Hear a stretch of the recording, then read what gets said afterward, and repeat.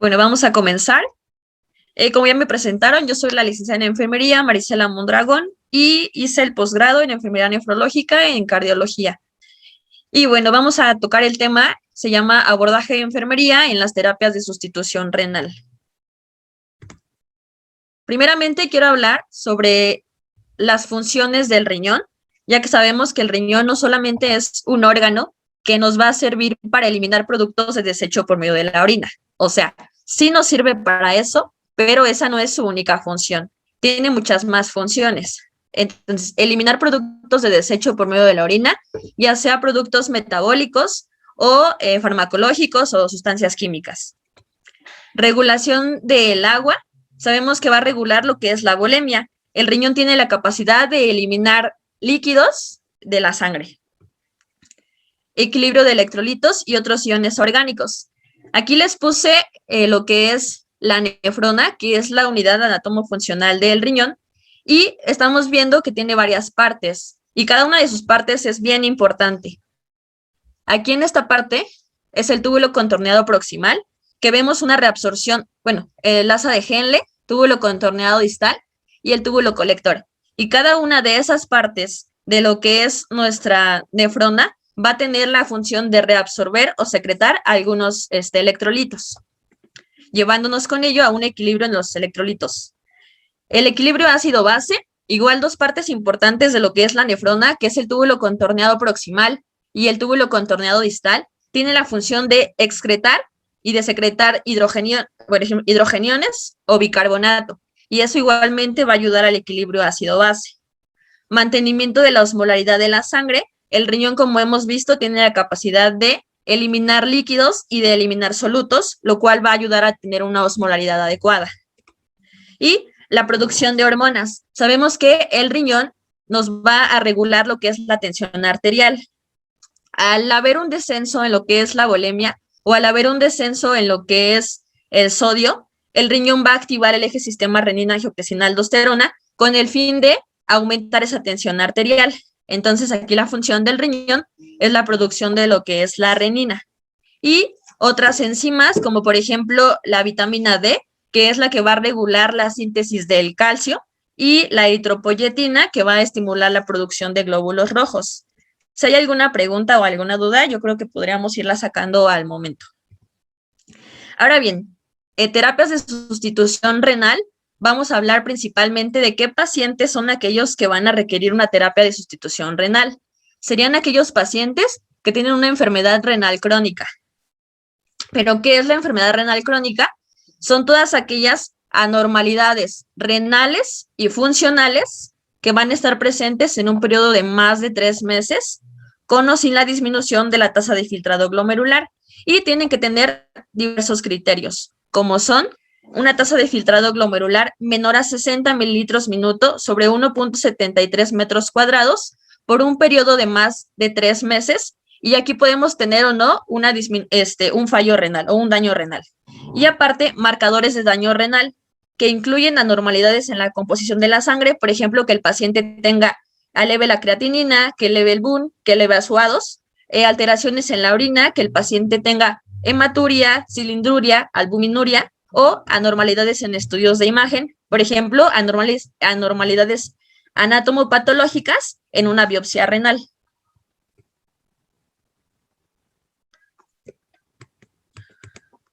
Ay, no puedo mover la diapositiva. En la parte inferior izquierda te van a aparecer unas flechitas. Ve siguiente. Ajá. Ajá, no. Ok, gracias. Ahora bien, estamos hablando que la enfermedad renal crónica se va a clasificar según la tasa de filtrado glomerular. Para mí es importante conocer cuántos grados o cómo se cataloga lo que es la tasa de filtrado glomerular. La CADIGO, igual en el año 2012, nos marca esta tablita en la cual podemos ver los grados de enfermedad renal crónica y cómo se van a clasificar según su tasa de filtrado glomerular. Por ejemplo, tenemos grado 1 hasta lo que es el grado 5, y empezamos con una tasa de filtrado glomerular de 90, que va a descender hasta los 15 mililitros minuto sobre 1.73 metros cuadrados. Es decir, que el paciente ya tiene una falla renal. Y igualmente esta gráfica, bueno, esta tablita que nos marca la CADIGO, nos habla lo que es de albuminuria. Y la albuminuria lo marca en el grado, bueno, en el A1, A2 y A3.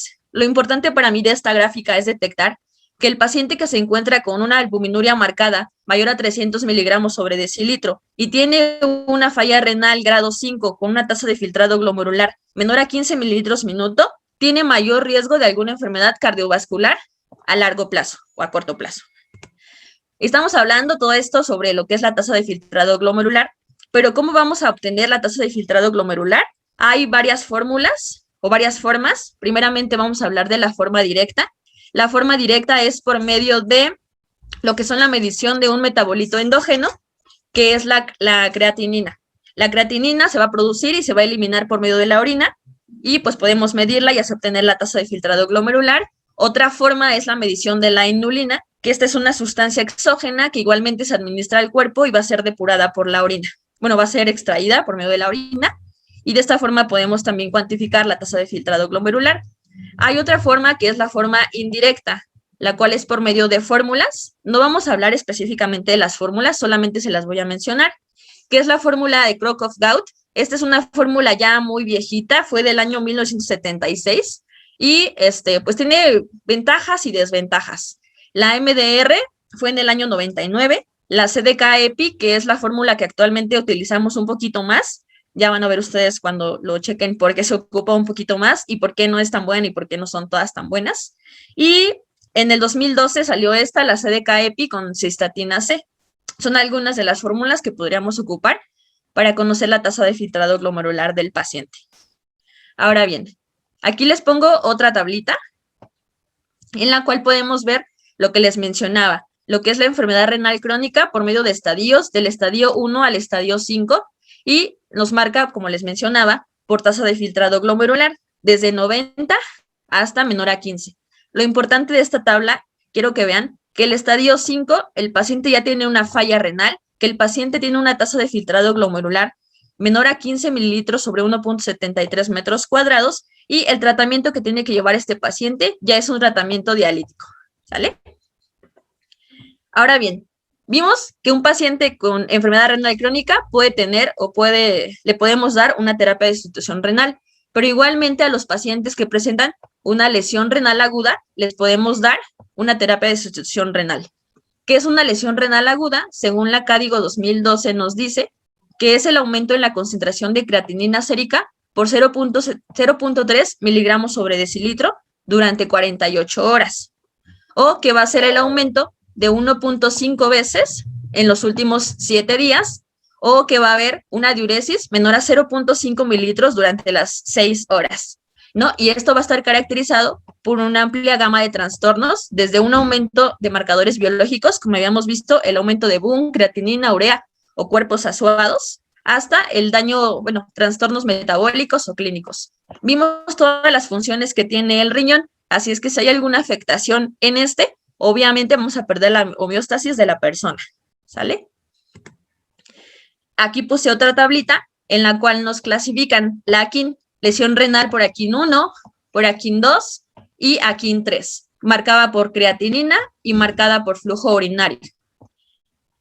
Importante, los pacientes que reciben terapia de reemplazo renal se consideran en una categoría 3, o sea, si medimos por creatinina, va a tener un aumento de 3 veces la concentración basal o una creatinina mayor a 4 miligramos sobre decilitro. Si medimos por flujo urinario, va a haber 0.3 mililitros kilogramo hora durante más de 24 horas, o el paciente puede presentar anuria de 12 horas. Ahora bien, ¿cuáles son las indicaciones para que mi paciente requiera terapia de sustitución renal? Que el paciente presente acidosis metabólica grave. Nosotros tenemos la ventaja de que al realizar una terapia de sustitución renal tenemos un mecanismo buffer que es el bicarbonato. Hay estudios que dicen que a las 2 horas de una terapia de sustitución renal el paciente puede reducir el grado de acidemia que tenga. Y cuando inicia esta terapia, cuando el paciente ya tiene un bicarbonato menor a 20 miliequivalentes sobre litro. Cuando el paciente tiene síndrome urémico grave y el paciente no respondió a diurético, podríamos iniciar con una terapia. En pacientes que presentan hipervolemia, por ejemplo, la insuficiencia cardíaca congestiva, en la cual ya viene involucrada la vida del paciente, podríamos iniciar con la terapia. Pacientes que presentan hipercalcemia, un calcio que sea mayor a 14.5 miligramos sobre decilitro, ya afecta lo que es la vida del paciente y podríamos iniciar con terapia de sustitución o igualmente alteración de los electrolitos. Vimos que cada una de las partes de la nefrona van a tener funciones en la reabsorción o secreción de lo que son los electrolitos. Si no se regula, por ejemplo, el potasio, y ya vemos una alteración en el electrocardiograma muy marcada, podríamos igual iniciar terapia dialítica. Ahí. En pacientes que presentan intoxicaciones, en pacientes que presentan rabdomiólisis o en pacientes que presentan sepsis.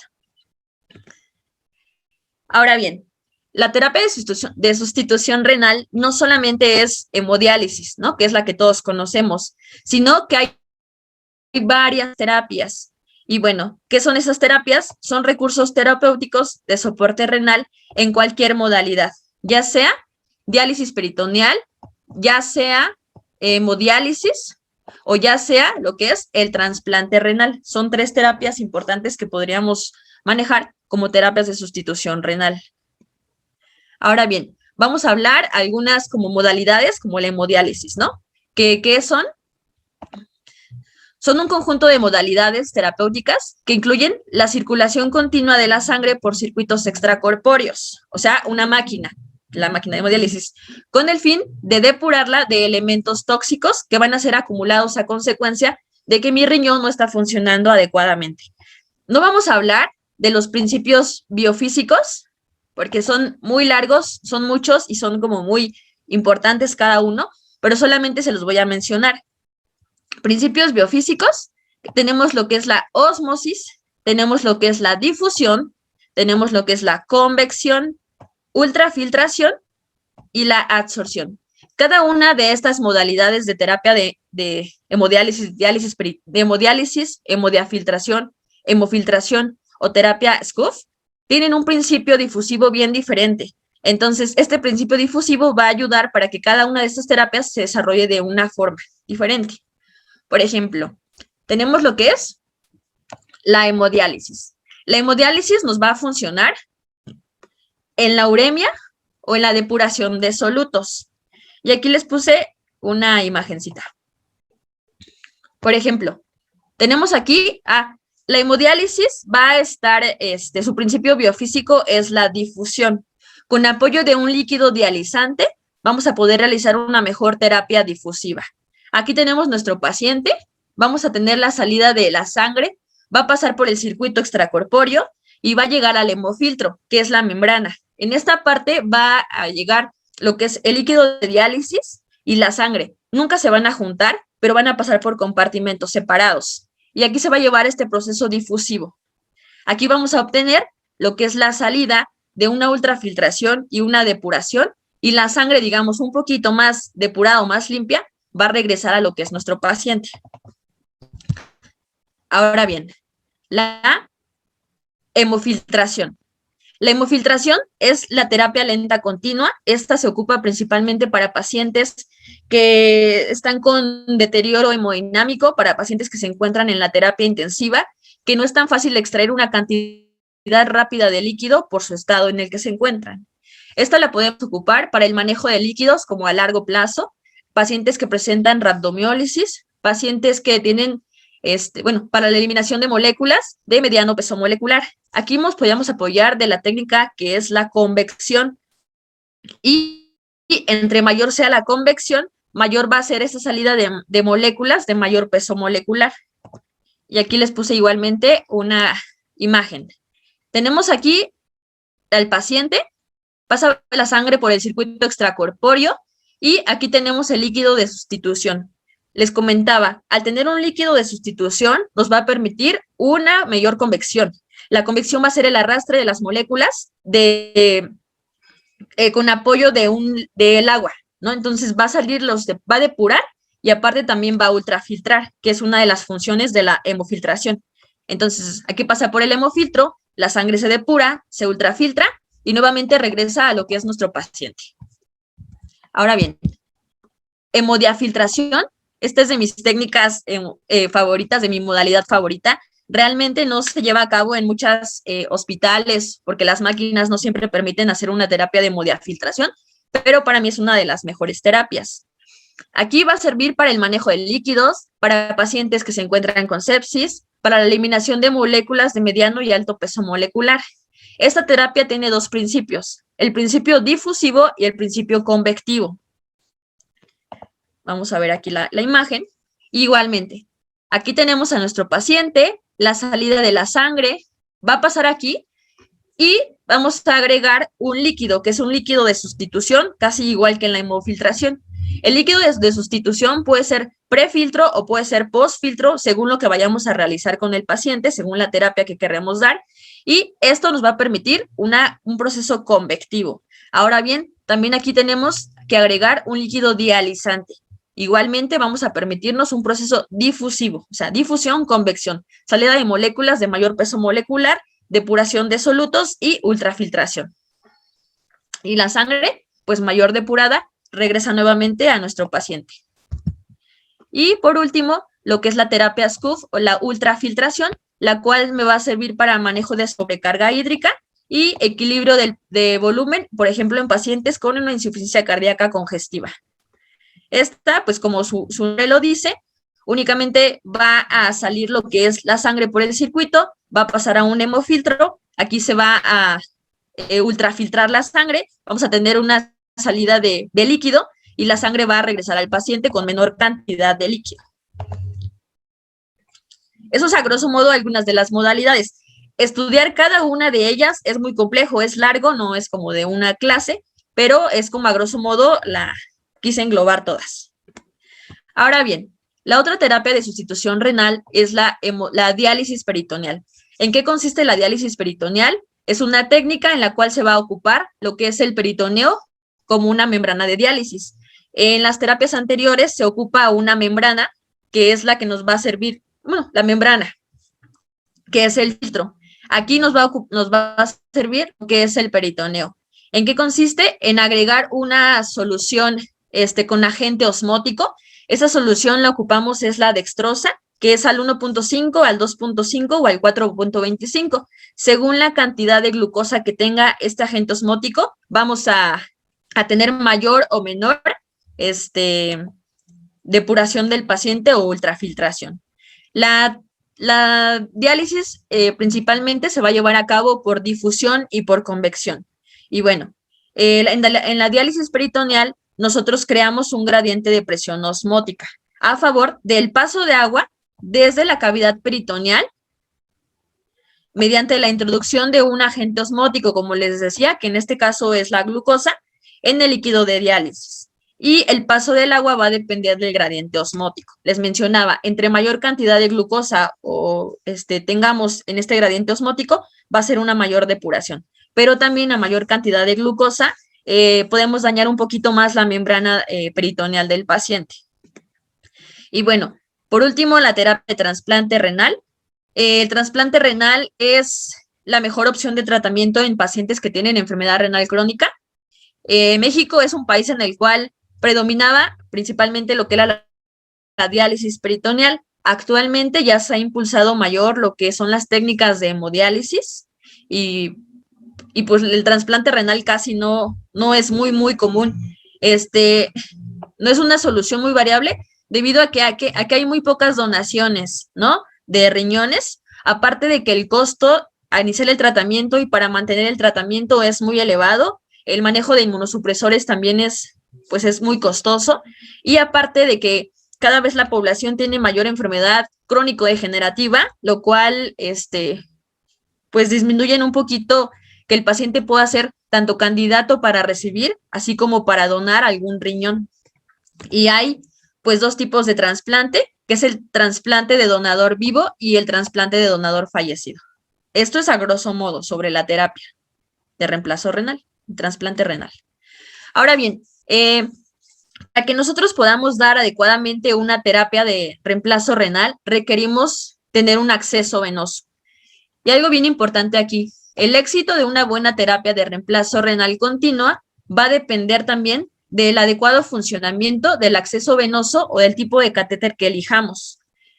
En lo que es la hemodiálisis y la diálisis peritoneal. En la hemodiálisis requerimos un acceso vascular que puede ser, por ejemplo, una FABI. Esta fístula arteriovenosa puede ser tanto autóloga o protésica. Por ejemplo, autóloga es que vamos a hacer una anastomosis entre una arteria y una vena del paciente para por ahí dar la terapia, o puede ser también protésica, que va a ser la colocación de una prótesis para formar esta anastomosis.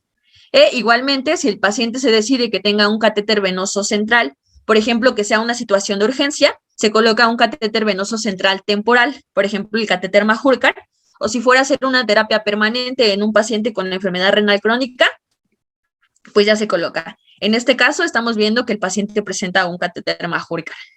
Y en caso de que fuera diálisis peritoneal, principalmente tenemos lo que es el catéter Tenkov o cola de cochino, son el catéter que más se utiliza, aunque tenemos otros, que es el catéter Tenkov rígido, el Toronto o el IFECAR, pero principalmente el que más vamos a observar o el que más presentan los pacientes es el catéter Tenkov.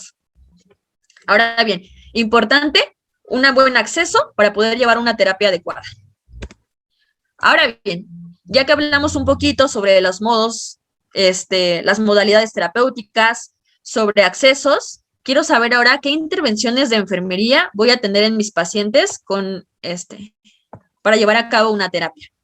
Primeramente, tenemos que tener un conocimiento adecuado de la máquina de hemodiálisis. A mí me sirve conocer mi máquina, saber cómo funciona, saber qué modalidades me ofrece, saber no tenerle miedo a mi máquina para poder conocerla de una forma más adecuada.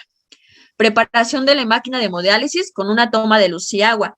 Sabemos que las máquinas de hemodiálisis deben estar conectadas a una máquina de ósmosis para para que funcionen, y además de una toma de corriente que sea adecuada para mi máquina. Comprobar la esterilidad de las líneas, ya que es un proceso aséptico el que vamos a hacer al colocar a nuestro paciente las líneas a su catéter, entonces todo tiene que ser con una técnica adecuada. El ensamblado de la máquina, tenemos que colocar en nuestra máquina lo que es la línea arterial y la línea venosa y realizar el cebado de la máquina. El cebado también es bien adecuado, ya que lo que es el equipo que vamos a ensamblar aquí tiene óxido de etileno. Entonces, al no realizar adecuadamente un cebado de mi máquina, podríamos provocar también algunas complicaciones a mi paciente al momento de conectarlo. Y bueno, el cebado de la máquina va a ser con una solución salina que va a pasar por todo el sistema, va a recorrer todo mi circuito, lo va a limpiar y vamos a empezar el funcionamiento de la máquina. El saber realizar todos estos procedimientos, pues es importante, pero no solamente quiere decir que yo sé hacer una hemodiálisis si sé conectar a mi paciente a una máquina de hemodiálisis. No, sino que tiene muchas más funciones y muchos más importancia el saber el manejo hemodinámico de mi paciente, no solamente el saber conectarlo a una máquina. Ahora bien, otras intervenciones que tenemos que hacer es pesar a mi paciente. Tengo que pesar a mi paciente antes de la terapia y al finalizar la terapia. Conocer el adecuado peso seco que tiene mi paciente para poder dar una mejor terapia y además que evitemos complicaciones al terminar este tratamiento. Medición de constantes vitales antes de que el paciente tenga terapia, durante la terapia cada 15, cada 30 minutos y al finalizar mi terapia. Programar la máquina con parámetros establecidos. El médico pues nos da lo que es la indicación de la terapia y qué tenemos que reportar en la máquina. Tiempo de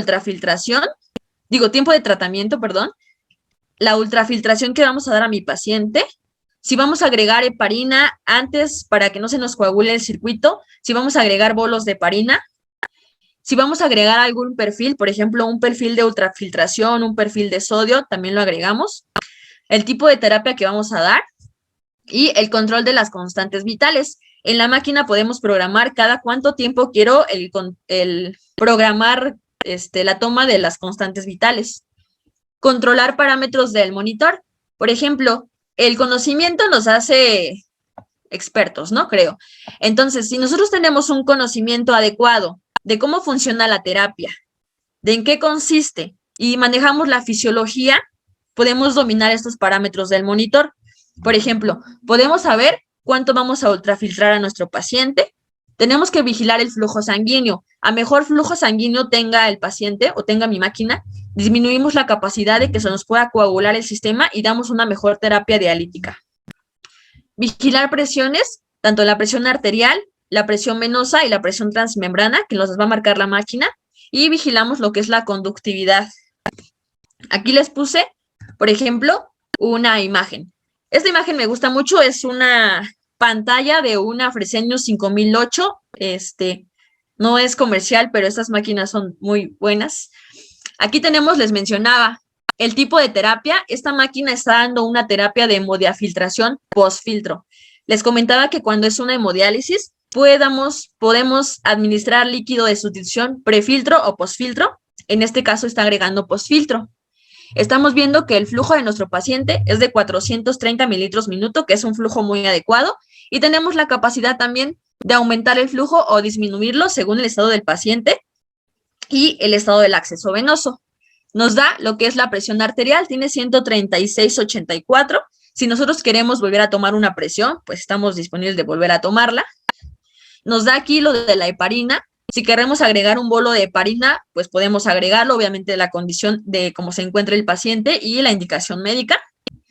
El objetivo de ultrafiltración, en este caso se quieren ultrafiltrar 1700 mililitros. El tiempo de ultrafiltración, el tipo de filtro que vamos a ocupar y la presión arterial, así como la presión venosa. Si tenemos una alteración o la máquina está sonando cuando hay una presión en la arterial, significa que algo está mal en mi acceso. ¿Y qué tengo que hacer? Tengo que vigilar mi acceso, que tenga una adecuada salida de la sangre y pues vigilar que no haya ninguna afectación en este acceso. Principalmente era lo que quería que vieran, que nosotros podemos dominar en una máquina de hemodiálisis. Ahora bien, vigilar el acceso vascular es una de las intervenciones que nosotros tenemos como enfermeros. En caso de que sea una fístula arteriovenosa, tenemos que palpar, tenemos que auscultar el tril y tenemos que detectar signos de infección en el paciente. Nosotros somos los únicos que vigilamos, bueno, aparte del médico, pero somos los que estamos más al pendiente de los accesos, entonces es importante tener una adecuada observación al conectar el paciente. No solamente es conectarlo, sino también vigilar el tipo de acceso y cómo se encuentra mi acceso. Ahora bien, si fuera igual una FABI, tengo que saber qué técnica de punción puedo realizar. Si es una fístula autóloga o una protésica, no puedo realizar una misma técnica de punción. Entonces es importante conocer cuántas técnicas y cuáles son las técnicas de punción que más me convienen para mis pacientes. Ahora bien, en caso de que sea un catéter venoso central, ¿qué tengo que hacer? Pues observar el orificio de salida, observar que no tenga datos de infección, cómo está el parche de mi catéter, si está bien pegado, si está sucio, si estaba despegado de una parte, o sea, vigilar todo.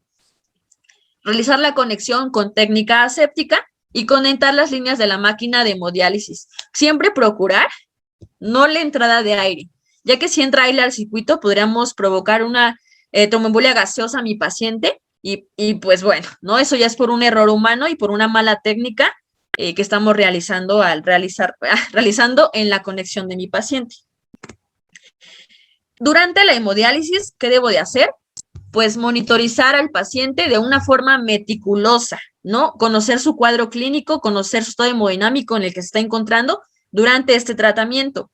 Aparte de qué, de hacer el registro de la diálisis, ¿no? Tenemos que registrar en nuestra hoja todas las inconvenientes, todas las complicaciones, cómo se mantuvo el paciente durante mi terapia para la siguiente sesión. Esto principalmente en pacientes con enfermedad renal crónica, que ya son pacientes que están consecutivamente en terapia, que van 3 veces a la semana.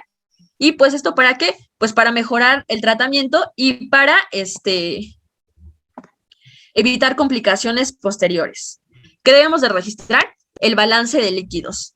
El peso seco del paciente, si el paciente ganó o perdió peso entre diálisis, el tipo de acceso, como les mencionaba, el tipo de acceso, la localización, la funcionalidad y observaciones, ¿no? En caso de que viera que el paciente tiene datos de infección, igualmente lo registramos. En caso de que nuestro acceso estuvo marcando mucho la alarma de presión arterial, igualmente reportamos ahí. Programa de sesión como les mencionaba, si ocupamos heparina, cuánto duró la ultrafiltración, cuánto duró el tratamiento, qué perfil utilizamos y si el paciente respondió adecuadamente si lo perfilamos. Porque algunas veces perfilamos, el paciente no responde, significa que ese perfil pues no lo podríamos estar usando tan continuamente en nuestro paciente.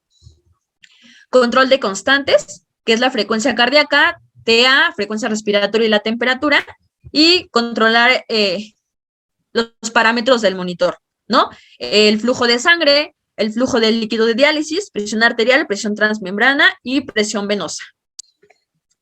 Ahora bien, algunas de las complicaciones que nosotros podríamos tener durante el tratamiento de hemodiálisis puede ser la hipotensión arterial. Esta es de las complicaciones más frecuentes en mis pacientes y esta puede ser debida a ¿qué? A una mala respuesta hemodinámica de mi paciente, a la depresión del volumen o a una ultrafiltración excesiva. Que yo haya ocupado un perfil solamente porque quise ocupar un perfil de ultrafiltración sin vigilar el estado hemodinámico de mi paciente y lo llevé a una hipotensión.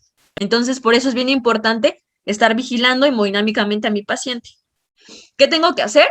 Colocar a mi paciente en una posición Trendelenburg. Yo tengo la capacidad de elegir si disminuyo mi ultrafiltración o si totalmente la paro. Y infundir soluciones para restablecer de nuevo el volumen en mi paciente. No es comercial, pero la máquina Fresenius 5008 nos marca o tiene una función, que es un biosensor. Para mí me pareció un biosensor bien importante y me gustó mucho. Es el sensor, el BBM. Esta gráfica no sé si la hayan visto alguna vez. Se las voy a explicar muy rápido y muy técnico. Tenemos aquí, lo amarillo es la ultrafiltración que tenemos en mi paciente. Aquí un perfil es de ultrafiltración. Aquí se puso la máquina, creamos un perfil de ultrafiltración. Estas líneas que se ven aquí bajando es el relleno vascular. Ahora bien, depletamos volumen. Cada que nosotros depletamos volumen, la línea va a bajar. Y cada que hay un relleno vascular, la línea va a subir. Entonces, depresión, sube y depresión. Y baja. ¿Sí me explico? Ahora bien, estamos viendo que aquí estoy ultrafiltrando una misma cantidad de líquido y mi paciente está bajando, está depletando, pero igualmente está rellenando. Llegamos hasta esta línea roja, que es el BRS. El BRS crítico es como un dato que nos indica que el paciente tiene mayor riesgo a que se hipotense si llega al BRS. Entonces, aquí el paciente llegó su BRS y seguimos la ultrafiltración. El paciente no tuvo ningún cuadro clínico, el paciente seguía muy bien. Seguimos una ultrafiltración y llegó el momento aquí en que el paciente probablemente se hipotensó o probablemente vimos que el paciente bostezó o el paciente tuvo alguna alteración y ¿qué hicimos nosotros? Tuvimos la capacidad de decir, voy a suspender la ultrafiltración. Inmediatamente vimos que el paciente que volvió a rellenar. Significa que el volumen, bueno, el paciente todavía tiene mucho líquido extracelular que está rellenando estos vasos. Entonces, ¿qué hicimos nuevamente? Al ver que nuestro paciente rellenó, volvimos a activar un poquito de ultrafiltración y terminó mi terapia de hemodiálisis. Esta es otra imagen que también me gustó. Esto es normal, esta curva es normal, el descenso de lo que es la depresión y relleno vascular. Y aquí iniciamos con un perfil bien recto, casi hasta las 2 horas y media de ultrafiltración. Y vemos que mi paciente depleta, rellena, depleta, rellena, depleta, rellena, sin ninguna eventualidad.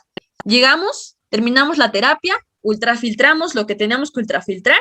Mi paciente llegó sin ninguna complicación hemodinámica, sin hipotensiones y pues hicimos una adecuada terapia de ultrafiltración. Ahora bien, estas máquinas pues no se encuentran en todos lados. Este biosensor no lo encontramos en todas las máquinas, pero es de mucha ayuda para nosotros prevenir una hipotensión arterial. En caso de que yo no cuente con esa tecnología, ¿qué tengo que hacer? Pues signos y síntomas, ¿no? Detectar en mi paciente antes de llegar a una hipotensión. Signos y síntomas: mareo, náuseas, taquicardia, calambres, palidez de la piel, mucosas, que el paciente bostece, inclusive puede ser un dato de hipotensión arterial, bradicardia, dislalia, estupor o incluso ya si es una hipotensión muy marcada que de verdad ya no detecté, va a tener una pérdida de conciencia. Pero eso ya sería como ya muy grave y de verdad no lo observamos durante la terapia. Otra complicación puede ser lo que es la cefalea. Esto que tenemos que hacer, principalmente poner al paciente en una posición cómoda y segura. Podemos disminuir o parar el flujo de ultrafiltración o inclusive disminuir un poquito el flujo sanguíneo, no tan bajito, pero sí disminuirlo un poco. Vigilar constantes vitales y administrar analgésicos según la indicación que tengamos y pues transmitir la seguridad al paciente, ¿no? No se nos debe de olvidar que somos enfermeros, ¿no? Y que debemos de darle seguridad y tranquilidad a mi paciente. Y bueno, posibles causas de cefalea van a ser el tipo de membrana que estemos usando, el baño de acetato, por ejemplo, les mencionaba que no se haya hecho un adecuado cebado de la máquina, igualmente podríamos provocar cefalea en mi paciente, el elevado flujo sanguíneo, las horas de la diálisis o inclusive una ultrafiltración excesiva o que el paciente presente hipertensión arterial, podrían llevarlo a que padezca cefalea. Y bueno, ya para concluir, ¿qué vamos a hacer al finalizar lo que es la hemodiálisis? Verificar que la máquina realmente ya nos dijo que es el término de la sesión. Debemos de retornar al paciente hasta que mi circuito ya se vea totalmente casi claro otra vez, es que ya puedo retornar al paciente. Todas esas pérdidas de sangre que podemos dejar en el circuito no son válidas, entonces tenemos que retornar adecuadamente a mi paciente, verificar la homeostasia en caso de que tenga una fístula y en caso de que tenga un catéter para iniciar y cubrir adecuadamente el acceso vascular. Importante mencionar los cuidados en caso de que mi paciente tenga fístula, mencionar los cuidados en caso de que mi paciente tenga catéter, al paciente, ¿no? Inculcarle sus autocuidados y vigilar parámetros de una adecuada dosis de diálisis. Es decir, al terminar una terapia, nosotros podemos ver si dimos una adecuada terapia dialítica, como observando lo que es el KTB, que nos va a indicar si la depuración que tuvimos fue buena. Si el KTB fuera de 1.2 en pacientes, estamos perfectos, dimos una adecuada terapia. Igualmente vamos a vigilar el estado hemodinámico de mi paciente. Si mi paciente se va a casa, pues vemos que con una tensión arterial pues adecuada, que el paciente lo pesamos posterior de la terapia y disminuyó su peso, ultrafiltramos lo que teníamos que ultrafiltrar, no hubo ninguna complicación transdiálisis, dimos una adecuada terapia. Hay más parámetros que deberíamos de checar, por ejemplo, que tengamos un adecuado, un adecuado flujo sanguíneo y un adecuado flujo de diálisis. También nos dice que hubo una adecuada terapia, podría decirnos que tuvimos una adecuada terapia. Que los líquidos de sangre, los líquidos de sustitución, por ejemplo, si tuvimos 23 litros de líquido de sustitución o tuvimos 40 litros prefiltro en una terapia de hemodiálisis adecuada, también nos indican que hay una adecuada terapia. O sea, hay muchos más parámetros que nos van a indicar que hubo una adecuada dosis de diálisis, pero principalmente nos vamos a enfocar lo que es el KTB y el estado hemodinámico de nuestro paciente y cómo está egresando a casa.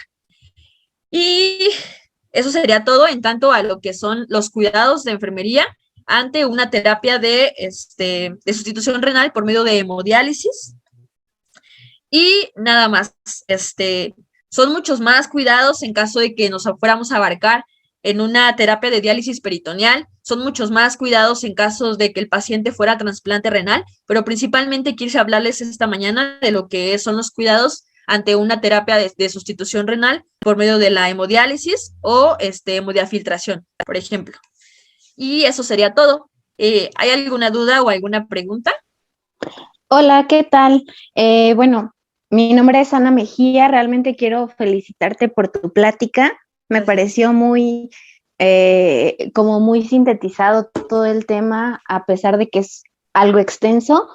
Y yo quería preguntarte, realmente a mí nunca me ha tocado trabajar con máquinas de hemodiálisis, pero sí con terapia de reemplazo renal en el Prisma. Entonces, la preparación de la máquina en el Prisma, nosotros acostumbramos a realizarla primero un cebado con solución salina y posteriormente un cebado con una segunda solución salina más heparina. Entonces, Yo quería preguntarte si esa práctica es adecuada y cómo es que se hace el cebado en una máquina de hemodiálisis. Ok, en la máquina de hemodiálisis únicamente el cebado es con solución. Una solución salina, vamos a hacer el cebado de todos los circuitos y ya, o sea, solamente vamos a dar tiempo de cebado. Nosotros en la máquina de hemodiálisis no hacemos cebado con heparina a menos que nos den la indicación. Tenemos que saber los tiempos de coagulación de mi paciente, pero realmente yo no he visto que hagamos cebado con heparina. Obviamente sería según la indicación médica que tengamos, según los tiempos de mi paciente, podríamos realizarlo con heparina. O agregar, más que nada he visto que agregamos los bolos de heparina en el tratamiento de la terapia, pero no se vamos con heparina.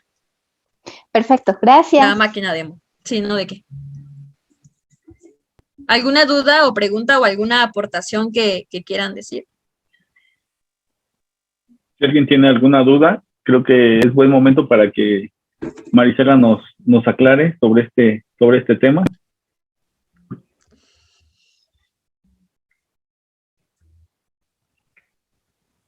Mari, de Facebook nos preguntaban si podías explicar un poco sobre qué era el gradiente de presión. ¿El gradiente de presión de cuál?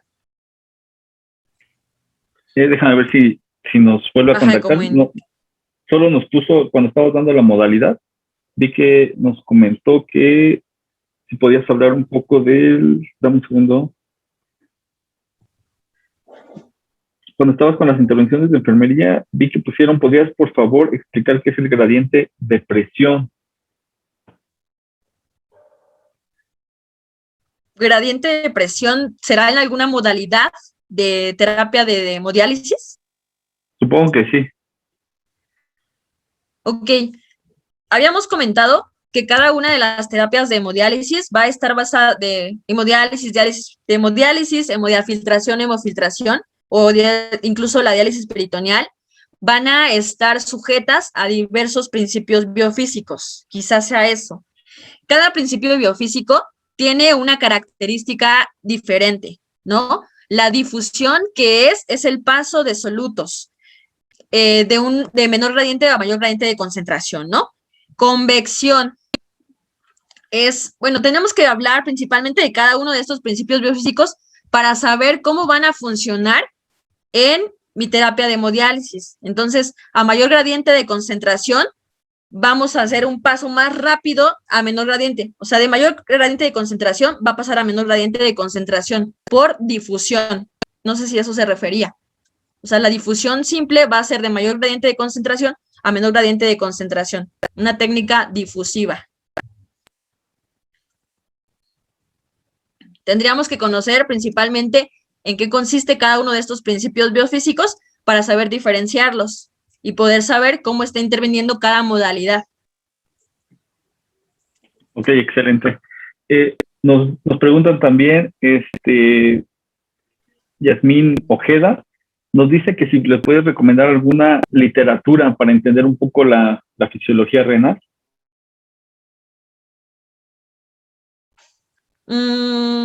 No sé.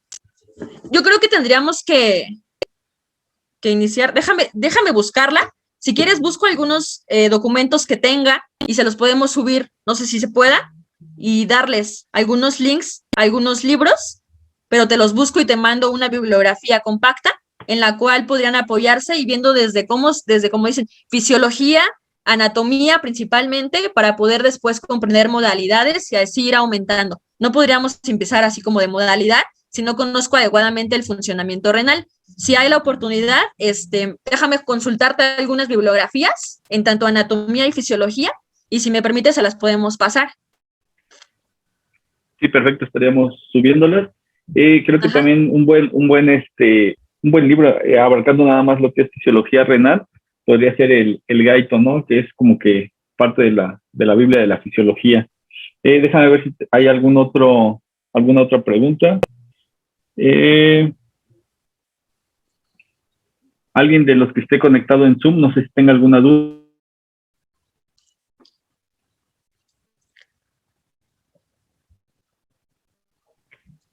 Bueno, aquí en Facebook te están felicitando por la ponencia, que tienes una excelente forma de explicar, son varias felicitaciones, yo creo que no las estás viendo ahorita, pero te las menciono. No sé si alguien más tenga alguna duda antes de terminar la sesión del día de hoy. Yo sí me gustaría comentarles que eso fueron algunas como intervenciones en tanto a lo que es la hemodiálisis, ¿no? De esos tipos de modalidades. La diálisis peritoneal también es muy, muy común en muchos de nuestros pacientes y también conlleva una serie de cuidados de verdad interminables, de aportaciones de enfermería para estos pacientes, ¿no? Desde igual el manejo del acceso, TENCOF, cómo lo cuidan, cómo se lava, ¿no? Cómo se tiene que hacer la curación, qué tipo de soluciones tienen que utilizar. No, es todo un mundo, también la diálisis peritoneal, igualmente en pacientes con trasplante renal, también es todo un mundo, todas las intervenciones de enfermería. Y pues algo bien importante, ¿no? Tanto en la terapia de hemodiálisis, me gustaría recalcar que no solamente somos conectólogos, ¿no? No solamente yo sé conectar a mi paciente a una máquina y sé llevar una terapia adecuada de esa forma, no, sino que ya les hablé un poquito de todas las intervenciones que tenemos que tener en nuestros pacientes, de todos los cuidados que tenemos que llevar a cabo. Entonces, pues hay que echarle muchas ganas para que no solamente quedarnos en que sabemos conectar, ¿no? Sino que sabemos qué es lo que estamos haciendo con nuestros pacientes. Y pues nada más. Buenas tardes. Hola. Soy Fernando. Trabajo en el IMSS de T1 de aquí en León. Quería hacer una pregunta. Los pacientes ahorita que están en área COVID, sí, a pesar de que tengan alguna lesión renal, sí pueden seguir ¿hay alguna especificación o hay algún cambio en sus parámetros de filtración o algo adicional en estos momentos? Tendríamos que conocer su estado hemodinámico del paciente para poder realizar la terapia.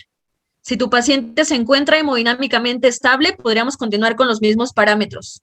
Pero si tu paciente tiene alguna inestabilidad, inclusive podrían ocupar lo que es el prisma. En caso de que el paciente esté en una edad, por ejemplo, en cuidados intensivos COVID, podrías ocupar lo que es el prisma, que vas a depurar líquidos, vas a ultrafiltrar de una forma menos agresiva para el paciente y mantener su estado hemodinámico. Si el paciente se encuentra sin ninguna alteración, podrías manejar los mismos parámetros. Pero obviamente, como te digo, vigilando continuamente tus flujos, tus accesos y el estado hemodinámico de tu paciente que te permita realizar una adecuada en caso de ultrafiltración o alguna depuración, lo que tú le vayas a hacer a tu paciente. Pero siempre, como les mencioné mucho, estar viendo la hemodinamia. Ok, excelente, sí, porque esa parte me había que, no he tenido la oportunidad de manejarlo, pero sí de ver varios procedimientos, pero ahorita que se lo explicaba, me quedaba duda en la cuestión de si había cambiado cambian algunos parámetros, pero como se me lo comenta es estar viendo el estado hemodinámico, ¿verdad? Excelente. Bueno, pues muchas gracias por aclarar mi duda. No, gracias a ti. Hola, buenas tardes. Hola. Mi duda es, ¿cuáles serían los límites hemodinámicos en cuanto a un paciente con alteraciones, por ejemplo, de la coagulación o falla cardíaca? ¿Límites hemodinámicos? ¿Cómo a qué te refieres? Sí, ¿cuáles serían, por ejemplo, hemodinámicamente los parámetros que esencialmente se pudieran tomar en cuenta para decir, ok, sí es candidato para una terapia de sustitución renal o mejor nos esperamos y damos prioridad a la mejoría de la condición de la persona o algo así? Ok, les mencionaba, por ejemplo, si el paciente tiene una acidosis grave, o sea, que el paciente ya tiene un bicarbonato menor a 20, se inicia.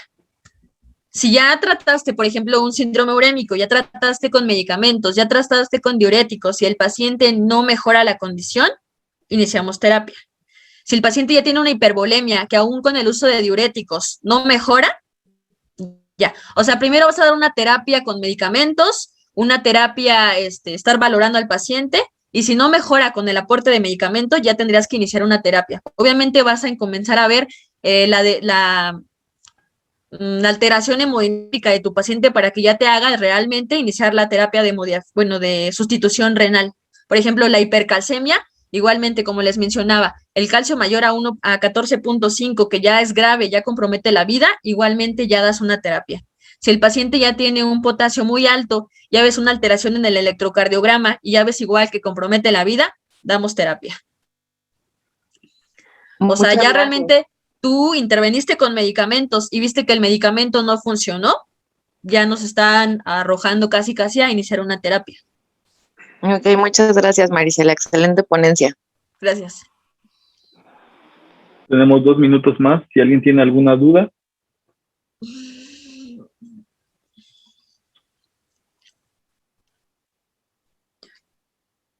Bien, aprovecho también si alguien nos llega a preguntar, para invitarlos el próximo sábado a nuestra siguiente sesión. Esta sesión será la de manejo de vasopresores en paciente crítico. El ponente será el enfermero especialista en adulto en estado crítico, Carlos Alberto Vázquez Sánchez. Actualmente elabora él en el Instituto Nacional de Cancerología y será también una charla muy, muy enriquecedora. No sé si alguien tenga alguna duda.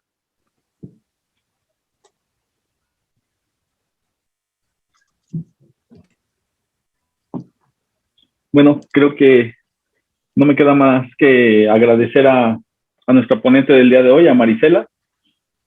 Muchas gracias por tu explicación, por tus conocimientos, por tus aportes a esta sesión de enfermería intensiva, y pues esperando que en próximos eventos puedas también colaborar con nosotros. Muchas gracias, Marisela.